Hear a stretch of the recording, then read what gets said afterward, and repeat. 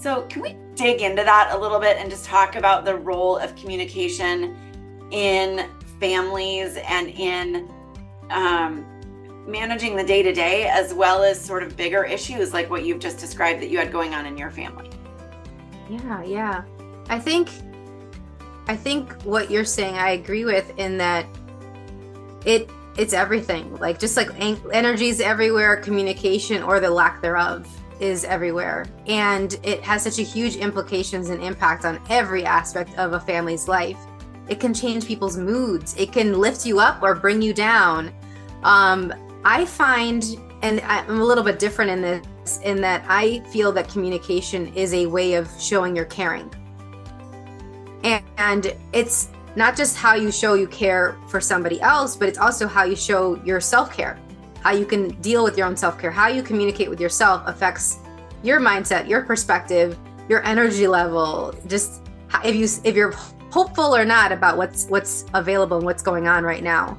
And so one of the things that I start with my families when they're looking at communication is not just communication styles like assertive or passive or aggressive or all of that, because that's usually something that's more for an adult. At the very early stages, a child's communicating to you through their crying, right? Through their wiggles, through their scrunching up faces and all these different things.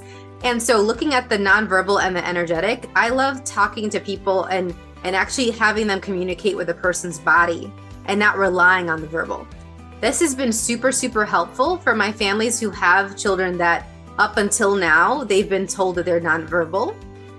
And maybe they will be quote unquote nonverbal for the rest of their lives, but they're communicating in so many other ways. And so when they get to have a greater connection with their bodies as a caregiver, and they're willing to be attuned and acknowledge how many messages they're getting from their child's body without waiting for the words, one, you can use that to then incentivize them to start speaking more, but you don't have to wait for that to make sure that they're less frustrated, to make sure that you build this trust and rapport. You're creating, beautiful memories together.